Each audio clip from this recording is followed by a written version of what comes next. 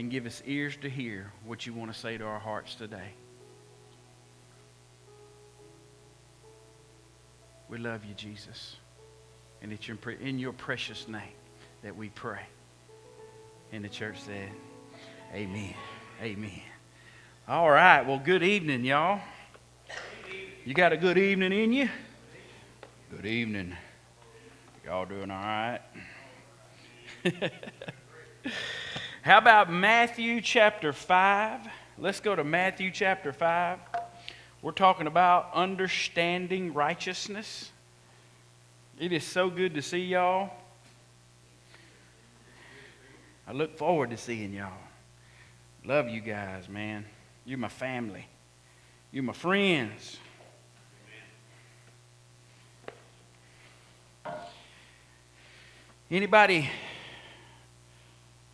Anybody give some advice this week? Anybody give a little counsel this week? Did you let your light shine? That's what I'm talking about.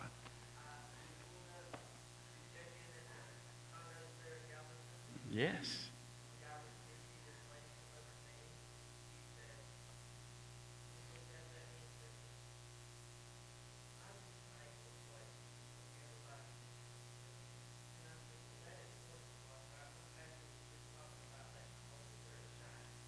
Yes.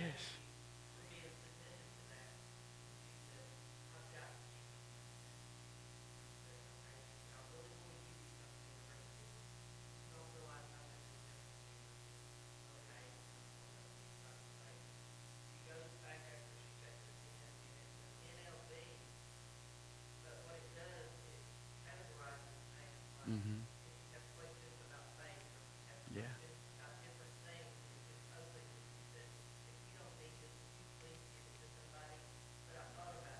Man. Yeah. Yeah. That's right. Yeah. Isn't that beautiful? Hey, it's all God. He wanted to encourage both of you guys for doing what he asked you to do. And then y'all had a little church. Isn't that good? Man, keep up the good work. Keep up the good work. That's what it's all about. This in here's a gas station, right? It ain't that expensive, though. Anyway, let's move on. Yes, it's cheaper. Oh, Lord. Matthew 5, look at verse 6. We know this verse. It's part of the Beatitudes. It's part of the greatest sermon ever preached, the Sermon on the Mount. Jesus is teaching the kingdom is what he's doing. He's teaching all the multitudes the kingdom. And in part of that message, he says this in verse 6. Blessed are those who hunger and thirst for what, church? Righteousness. See, we got to understand righteousness because we got to understand what we should be hungering for and thirsting for. Because if not, we will be hungering and thirsting for the wrong thing. And I am here to tell you that a lot of my early on in my life, I was hungering and thirsting for the wrong thing. And even when I dabbed in it and I tasted it and I thought it would fill me, it made me even more, the hole more bigger. I was more hungry, more thirsty because that thing did not fill me. It led me down a dead-end road. How about you? So he's given us some very valuable information that we need to pass down, that we should hunger and thirst for righteousness. Now, let's just a little quick review. What is righteousness? Righteousness is twofold. Okay, first of all, it means righteousness is that you're in right standing with God. That's first and foremost. You want to talk about being righteous? We are in right standing with God. You got to be in right standing with God before you can go another further. And when you read verses like these, I'll put these on the screen for you. Romans 3:23 says that we all have sinned and fallen short of the glory of God. So how in the world can I be in right standing with God? Romans 3:10 says, there's none righteous, no, not one. So what do I do? How in the world can I be in right standing with God? Well, it goes on to say in 2 Corinthians 5:21 that Jesus didn't know any sin. He became sin for us so that we could become what? The righteousness of God. So it's through Jesus that we can become righteous. 2 Corinthians 5:17 says that if anyone is in Christ, listen to it, you're a new creation. We're new. We're not who we used to be. The old is gone. Behold, all things have become new. Oh my goodness, this is great news. Ephesians 2:8 says that we're saved by grace. It's by grace that we've been saved through faith in Jesus Christ. We're not saved of ourselves. It is all the gift of God. There's nothing you can do to earn right standing with God. It has to be Jesus paying the penalty for our sin. He gave His life for us.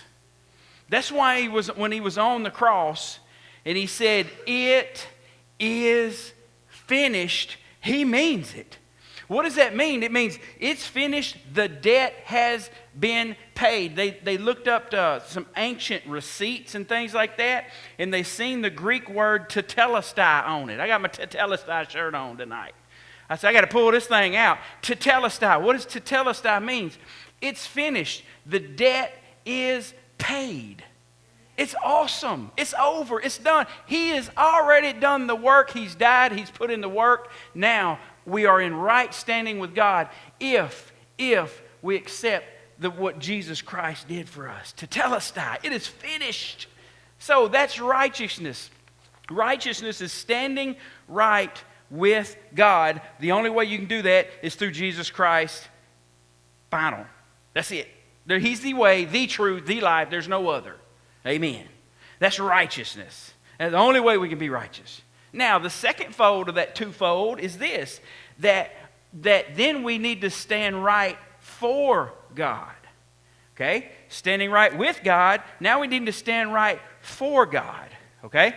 Just because you're standing right with God does not mean you're standing right for God. And that's where a lot of people stop right there. Just because I'm right with God doesn't mean I'm standing for God. Standing for God means we represent Him in our life. We have to represent Jesus. I ran into a guy, we were up in Dallas a few days ago, and he had a Houston's Astro hat on. I'm a Texas Rangers fan. I went up to him, I said, "You representing, ain't you?" You know? And I had his phone number, and I let him know, not last night, but the night before, we whooped that tail. Anyway, what was he doing? He's walking around representing his Astros. His Astros, right? What are we representing? Are we representing Jesus? What does that even look like? Well, the best way to really understand what it looks like to represent Jesus is, are you standing in fruit? Are you standing like Galatians 5, verse 22 and 23 says? It says, the fruit of the Spirit is love, it's joy, it's peace, it's patience, it's kindness, it's goodness, it's faithfulness, it's self-control. Those are righteous things. If those things are in your life and you're representing love and you're representing self-control, you're representing gentleness, you're representing faithfulness, all those good things, then yes, you are standing for Jesus. You're standing for God if you're doing it in His name. All these are His characteristics. All these are His attributes. Church, this is our responsibility. We're not supposed to be undercover brothers, right? And undercover sisters. Spiritual CIA agents. No, it should not be a secret. Amen? Okay, now, here's what I want to show you tonight. Go down to verse 10. All right? In the Beatitudes, in the Sermon on the Mount, all these B's, blessed are, blessed are, blessed are, blessed are, those are what, if you ever hear Beatitudes, that's what these are. They go from like verse 3 to like verse 11. Those are Beatitudes. It's a good thing to learn. All right? So look at verse 10 and verse 11. Let's look through these. And I really feel led to share these with y'all. Hang in there. I'm going to show you something. Okay? Here we go. Here's where we're going to be tonight. Verse 10. Blessed are those who are persecuted for righteousness' sake, for theirs is the kingdom of heaven. Blessed are those when they are rebel and persecute those who revile and persecute you and say all kind of evil things against you falsely. Why? For his sake, for Jesus' sake. Now, let's go into this, because I really want to focus on this today. Let's look at these two words. Let's start on these two words right here. Blessed or blessed, depending on how you feel, and the word persecute. Okay, notice it said, now listen, this thing is winding down, church. This thing is wrapping up. I believe Jesus will come any day. I believe persecution is going to rise more than ever, especially those who love the Lord.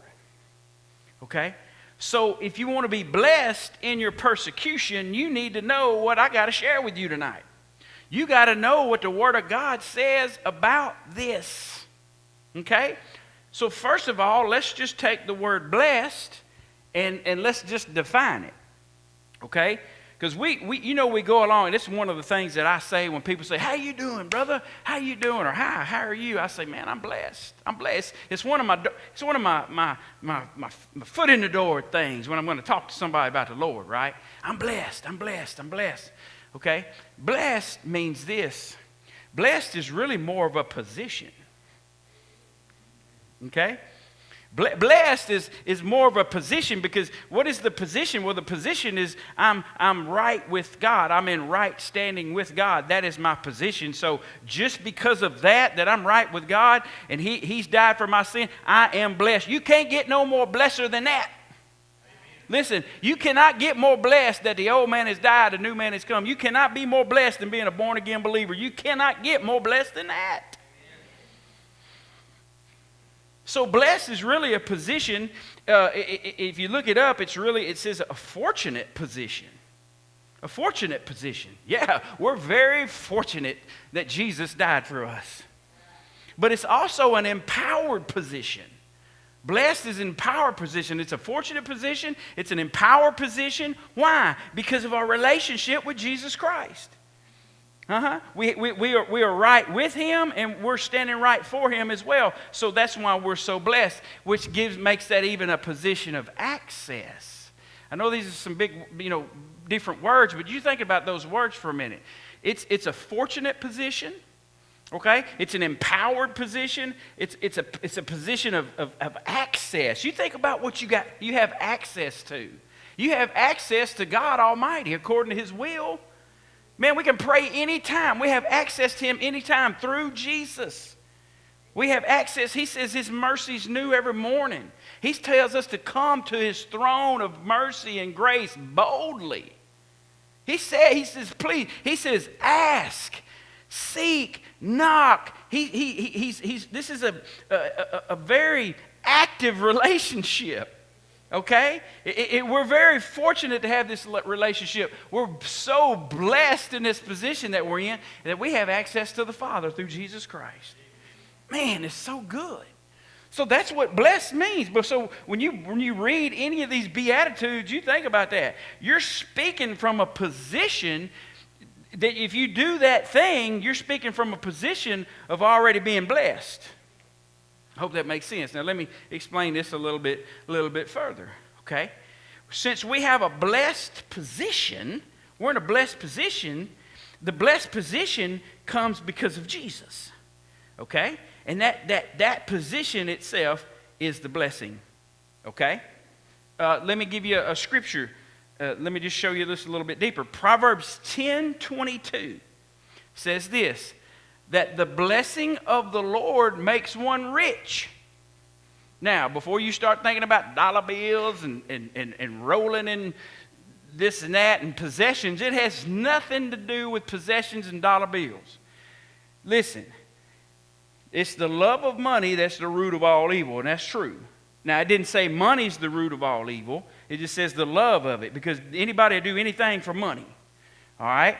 So tell me, you've probably had a lot and you've had a little, but when you had a lot, were you satisfied? Anybody help me out? Anybody in here with me tonight? When you had a lot of money, were you satisfied? No, not at all, because you never can have enough. Okay, now look at Jesus. Since you have Jesus, are you satisfied? You see the difference? Okay? It's not, that's not, it's the blessing of the Lord that makes you rich, not money. Okay? It's the blessing of the Lord that makes you rich, not stuff. It's the blessing of the money that makes you rich, not a position. Okay? It's the blessing of the Lord. Okay? The word rich, if you really look it up and study, it means full. It means I'm satisfied. You know what I'm saying?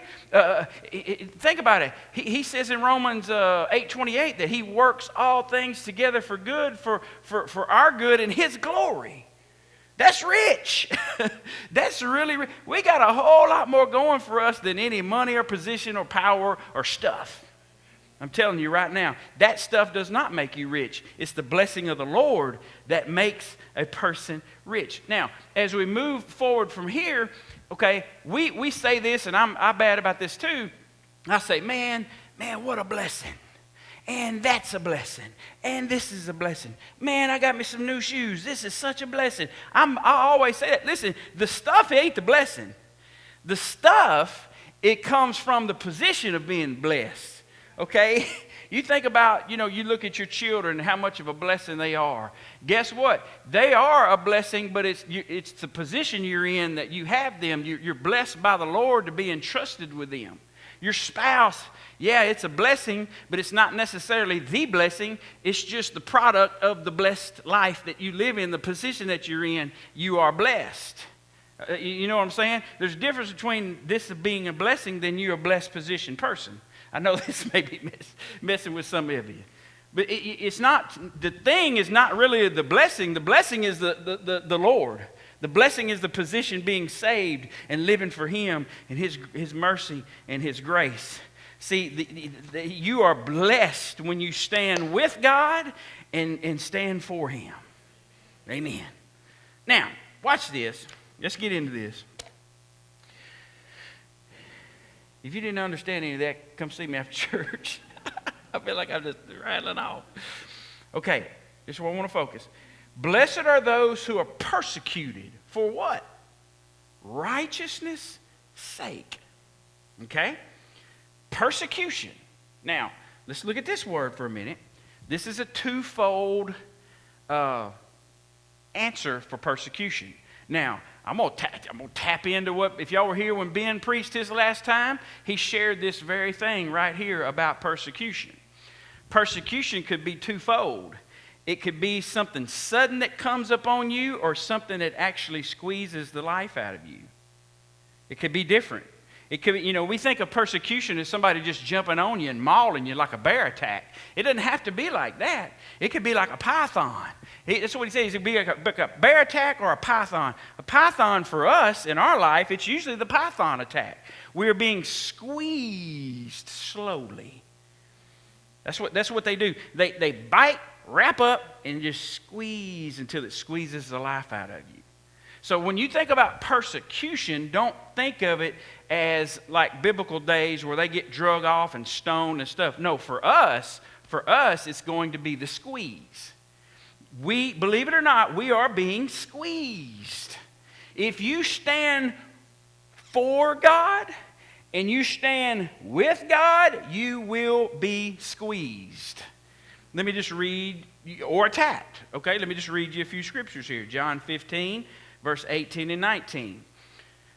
Jesus says, if the world hates you, he says, guys, listen, if the world hates you, just know they hate me first. Let's define world, because I want everybody to understand what world means. World is not just out yonder. Okay? World would be defined biblically as a system that leaves God out.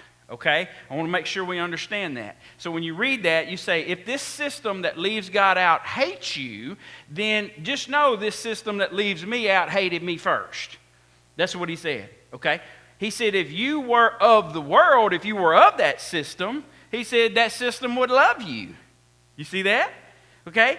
But he says, here's the blessing. I chose you out of that world. I chose you out of that system. I chose you out of that mindset. And now that world hates you. That system hates you because you're no longer on their team. You see that? Look at the next one. 2 Timothy chapter 3, verse 12. Notice this is a promise, church. You are going to be squeezed. You are going to be attacked. It says, all who desire to live a godly life in Christ Jesus will what? That's right. Did you hear that? If you are in right standing with God, or you're one, I'm speaking to people that may be thinking about coming to God, you're going to meet persecution because the devil don't want you to do that. Okay? You're going to meet persecution if you stand with God, and especially when you stand for Him. You will be persecuted. You will be squeezed. Again, it may not be a bear attack. It may be just the squeeze, either from people. The devil used folk, I'm going to tell you. Or from the devil himself and his demons. They study you. They know your weaknesses, and they will squeeze you. But greater is He that is in you than he that's doing the squeezing. Okay? Just already, there's no reason to fear. I forget. This is something I read a long time ago. I think it was a dude named Smith Wigglesworth. I think that's a funny name. But he said he was woke up in the middle of the night. He was looking. Something pulled the covers off the end of his feet. And he looked down at the end of his bed. And he said, there comes something standing up like that. And he said it was the devil. Right? All he did is say, oh, it's you. And rolled over. That's how we should be. He didn't freak out. It's like a spider in there or something. Well, not a spider. Some of you freak out with a spider. But, it's like nothing, like a piece of dust flying around in there. He just said, oh, it's you, and just turned over. That's the way that ought to be. Because, see, you got to know already up front, and you look for it so you're not surprised. Persecution and squeezing is going to come. Squeezing is going to come. Let me give you an example of this, so you'll know what I'm talking about. Let's go to John chapter 11. You can leave Matthew. Let's go to your right to John. Is any of this making sense so far? Okay. This is a good example. Now, y'all know where we're going here. We're going to talk about Lazarus for a minute. I'm not going to go way into the backstory. I'm just going to bring you up to the point of Lazarus dying. Now, Jesus and Lazarus was real good friends. Mary, Martha, Lazarus, they were all tight, okay? Lazarus has gotten sick. Jesus, on purpose, waited 4 days before he went to see him because he wanted Lazarus to die, but for one reason, to glorify God, okay? He wanted Lazarus to die because he wanted people to see the glory of God. You'll see this play out. And listen, there's certain things that the Lord wants to go on in our life because he wants to show his glory too. Okay, let's pick it up in verse 33. So when Jesus saw, he saw Mary weeping, and the Jews who came with her, everybody's crying. Everybody's been at the funeral. Okay, everybody's been at the viewing. It's not fun to be there. Okay, he groaned in his spirit, and his spirit was in trouble. Now you got to realize right here, you got to realize Jesus is all man, he's all human, but he's all God too. Okay, in other words, he's human in here because he's feeling pain, he's feeling sorrow. I mean, he can be done wrong. He has emotions. He's got feelings. Okay, he felt what we felt. That's a lot of the reason he can help us, because he knows what we're going through. So you got to realize his humanity, he's hurting because his friends died. But then on the God side of it, he knows he's the resurrection and life. And he had just told Mary and Martha that he was the resurrection and life too. But what happens when something actually goes wrong and you can't see God? You can't see God. All you got to do is rest on his word and have faith and know what he can do if it's his will. Okay? So where were we? Verse 33. So Jesus saw her weeping. He groaned in spirit and was troubled. And he said, where'd y'all lay him? And they said, Lord. I can imagine. Come see, Lord. Come see. Leading him on in. And look at verse 35. Shortest verse in the Bible.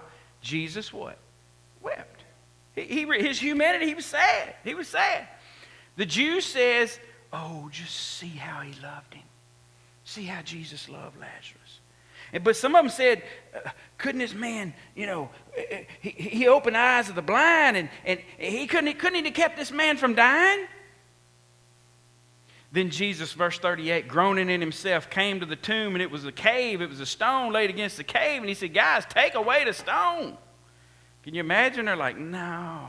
Martha, the sister of him who was dead, said, Lord, by this time, and I love the regular King James right here. It says, he stinketh. That's what I tell my boys all the time. Y'all stinketh. Because he's been dead how long? You know as well as I do out there in the desert, he was funky. Verse 40, Jesus said, hey, did I not say to you that if you would believe in me, you'd see the glory of God?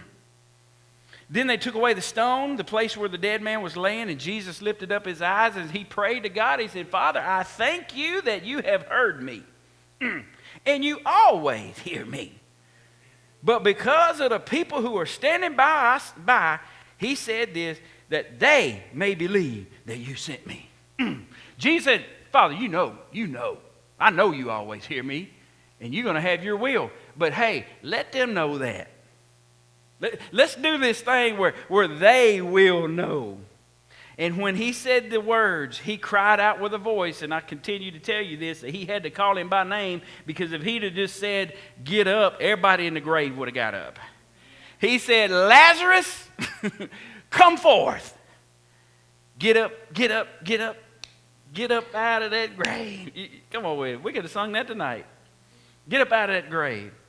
And he who had died came out, bound hand and foot, with grave clothes, and his face was wrapped with a cloth. And Jesus says, guys, loose him and let him go.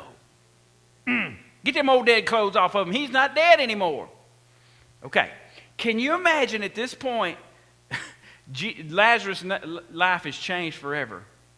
Can you imagine Lazarus in there? He's already with God, and he hears Jesus say, Lazarus, no, I want to stay up here with a big bass and the deer and beautiful scenery and gold streets, pearl gates and all. I want to stay here, Lord. No, come on back. But when he came back, can you imagine how his life changed? Listen, can you imagine? Think about if it was one of us that got up out of the grave. Think about how your testimony would change. Listen, a dead man had just come to life. Can you imagine his testimony? And folks seen it. Let me just pause right here just for a minute. Do you know anybody that has been dead and came back to life and people see it? Think about that question. Yeah, you. Me and you. We have died to our old self, and we've come back to life because Jesus said, come forth because of his blood. And now our life has changed. Oh, and people around us know this. Don't you know they're looking at us? Don't you know they're watching us? Some of them are rooting for us. Some of them are rooting for us to fail. Let's keep reading our story.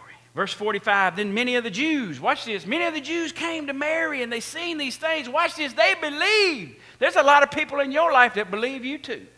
And you have changed their life. They've watched you for a few years now, and they see that it's genuine, and whoo, they want some of what you got. Yes, Lord. That's the whole thing right there, right?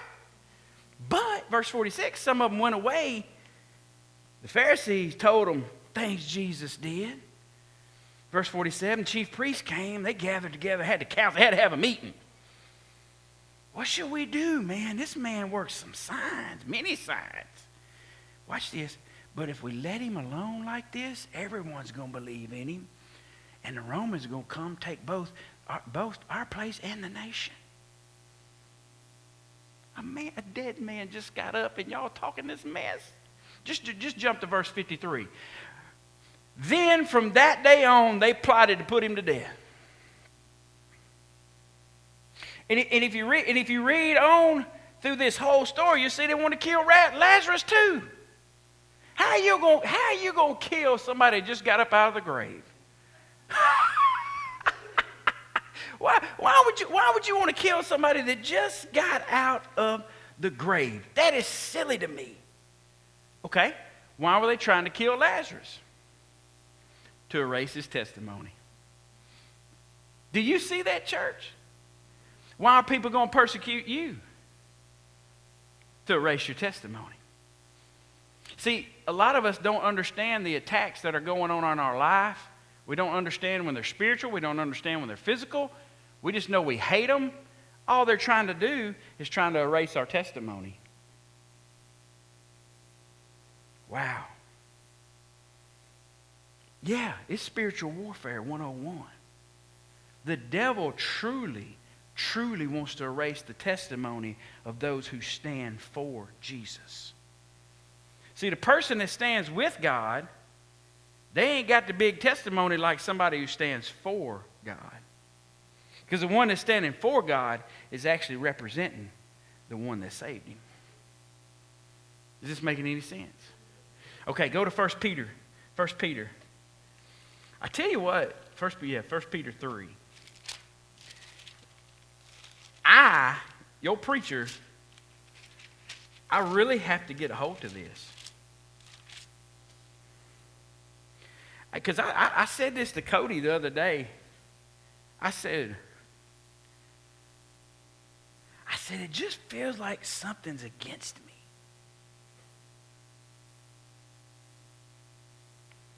You ever said that? I just feel like something, and we say it, like we feel like there's something against us. And I'm sitting there thinking how stupid that statement is. And I mean, I'm talking about to the just wee little stuff. Like at work, I drop something, it rolls like where you can't even get it. You know? You're right, Miss Nancy. It's stuff like that. It's like, okay, I get out of the truck, okay, feeling good. I turn my ankle on a rock. Then I'm limping the rest of the day. You know? I mean, or this goes wrong, this tears up. We got to have another one of these.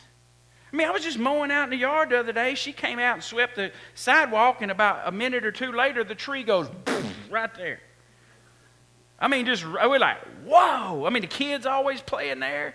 They're like half the tree just fell off, and I go out, I got this, baby, I got this. Need my chainsaw.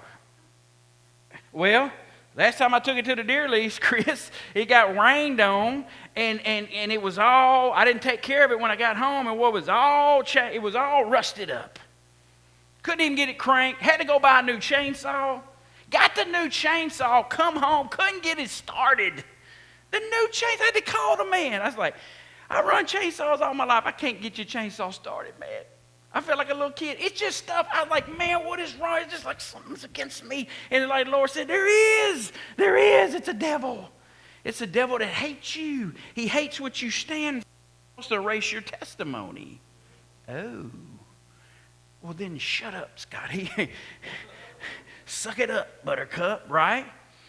So this message is like, for me, like I like teaching what I'm going through, right? So 1 Peter, does that make sense? Okay. Soapbox, you know. Okay, 1 Peter 3, verse 13. Watch this. Now, I'm going to leave here in just a second. We'll go to Isaiah and we're going to come back. But let me just read this verse right here. And who is he who will harm you if you become followers of what is good? Let's read verse 14 as well. But if even you should suffer for righteousness' sake, you are blessed. And do not be afraid of their threats, nor be troubled. Amen. Oh my goodness. You can read that all day long. Okay. Why though, Lord? Why though, Lord? Notice it says, suffer for righteousness' sake. You're blessed. You're blessed. Okay. This, like, when I read this, I just immediately, if you write your Bible, write Isaiah 54 right there. Isaiah 54, and then go to Isaiah 54, verse 14 through 17. You got to put these two verses together, because this is so the same. Isaiah 54. Y'all like doing this? Okay. Isaiah 54. Now, we're going to come right back to there. But let's look at this. Oh, this is good. Somebody needs to get a hold of this. This will change your life. Now remember, it said that don't be afraid of threats and trouble. All right? Why? Because you're blessed. For righteousness' sake. Okay. Anybody like sandwiches? Okay. It's the neatest thing. Whoever the first guy was said, hey, I'm going to get 2 pieces of bread and put all I can between them. I mean, that's genius. They hadn't always been doing that. Jesse sent me something with a frog in between a biscuit. And it said the new McRibbit. I love that. I'd eat that frog too. The new McRibbit. I love that. But putting bread in all you can, but that's genius. So what you're going to see, verse 14 is one bookend of the sandwich. Verse 17 is the other bookend of the sandwich. And I want you to notice the words that the sandwich is made, the bread is made out of, okay?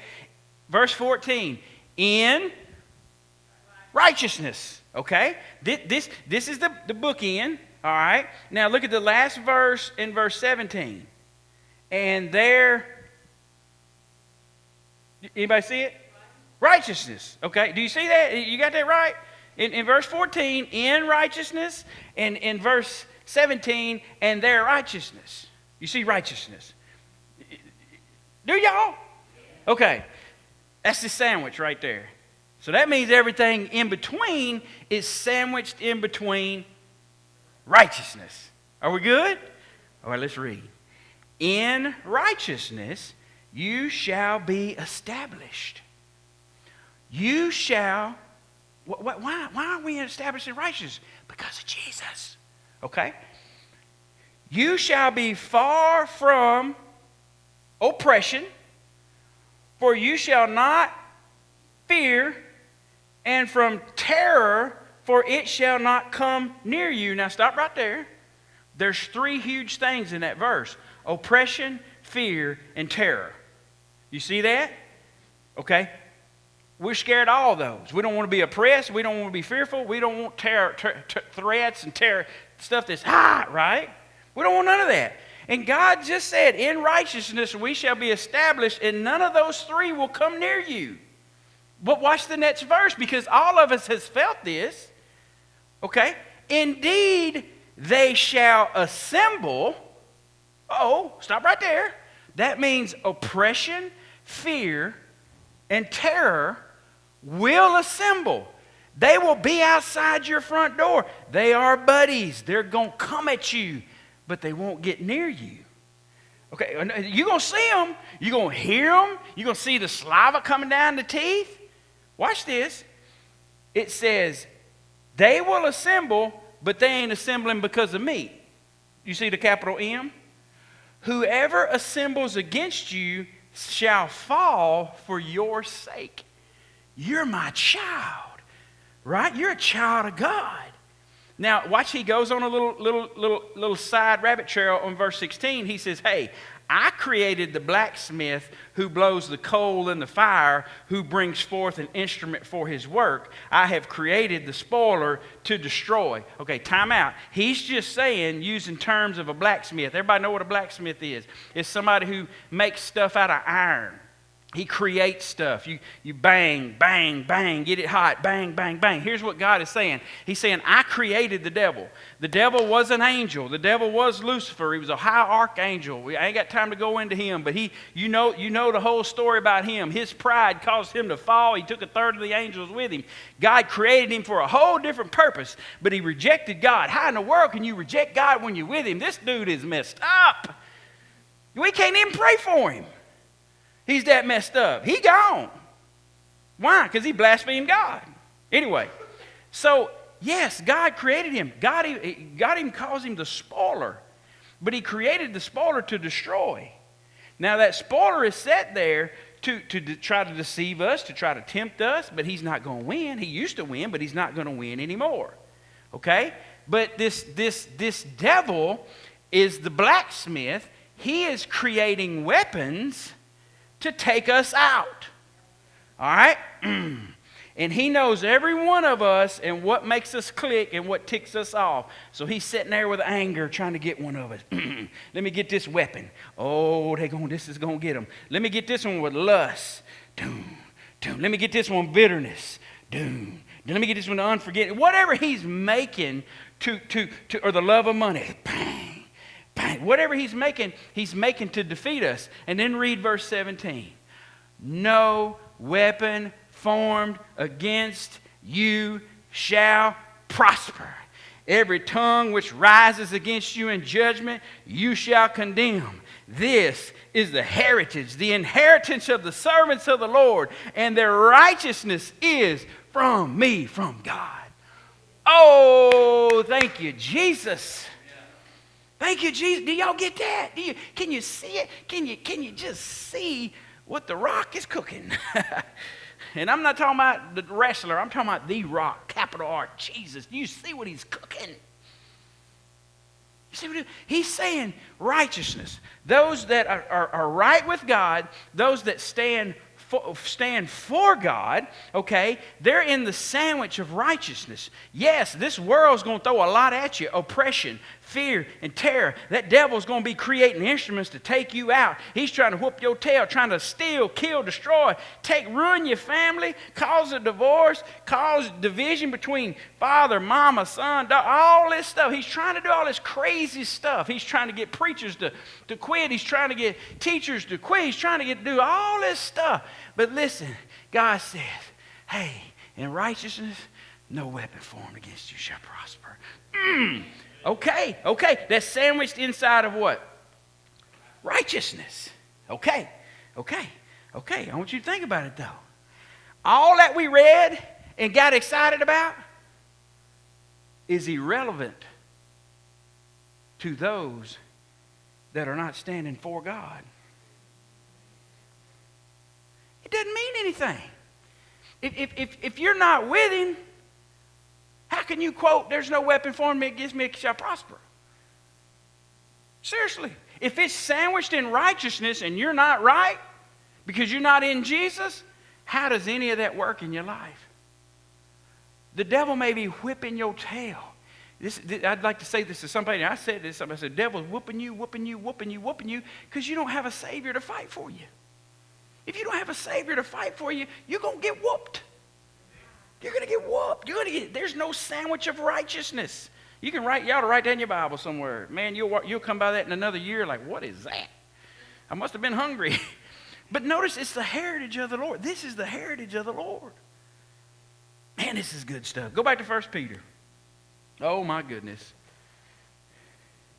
The Word of God is so awesome.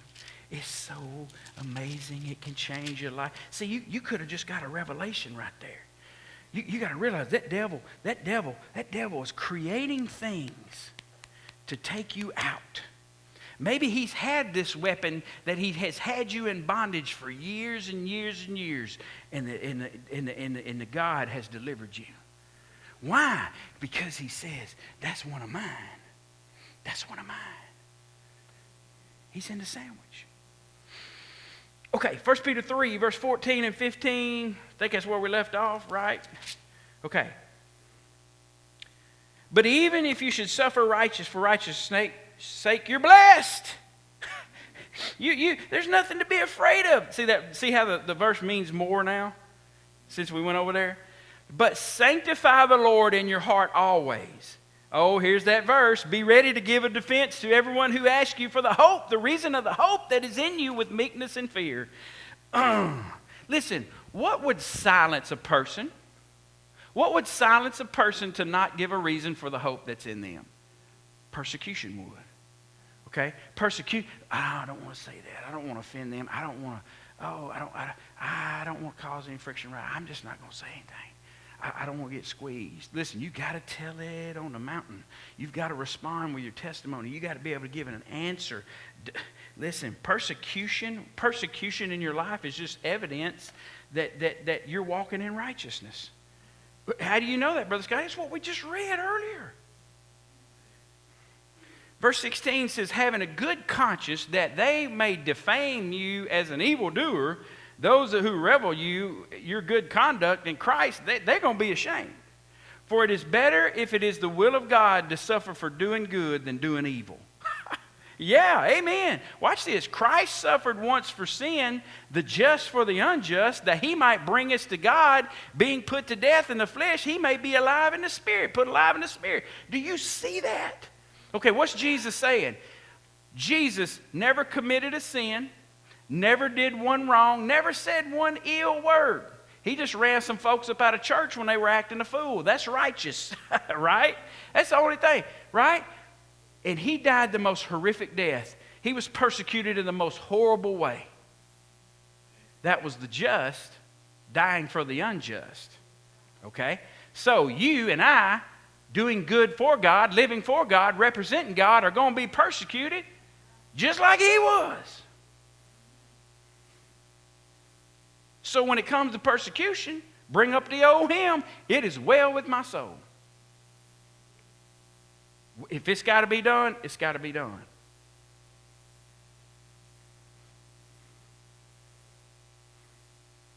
Now I'm going to close. You ain't got to fear. You don't have to have fear anymore. Me and you are established in righteousness. Not from anything we did, though. All because of Jesus. Go to Psalm 34. I'll close right here. Psalm 34. I love me some Wednesday night church. Ooh. Ooh. Do that to make you feel better. Ooh. Let's start in verse 15.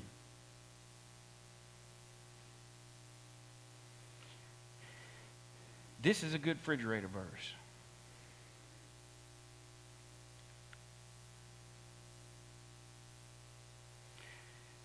Don't forget this. Let's start in verse 15. The eyes of the Lord are on the righteous.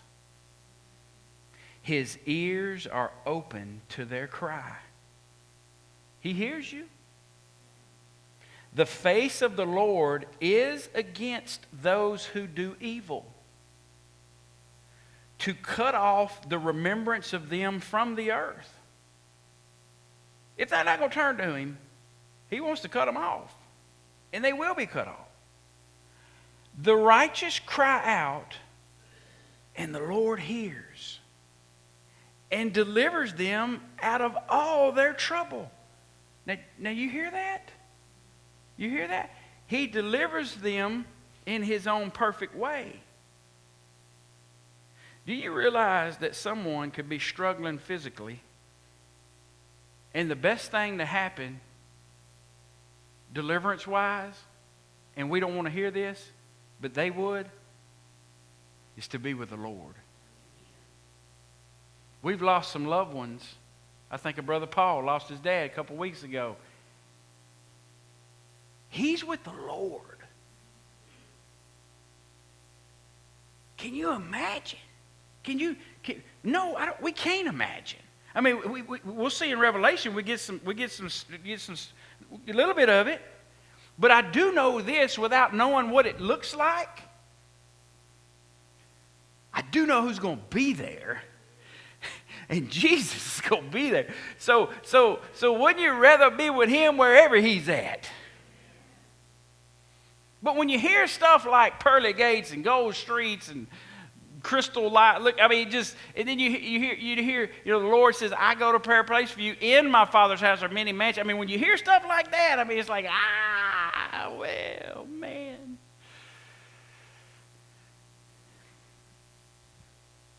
Delivers them of all their trouble. Now, you do realize, though, there's consequences to trouble that we cause. Okay? You can't go out there and act a fool and cause trouble and not have to reap what you sow. Right? We've all paid for that in one way or the other. The Lord is near to those who have a broken heart. I think of all those parents of those children, He saves such is have a contrite spirit. That contrite means crushed to dust spirit. Like just he's the comforter to that.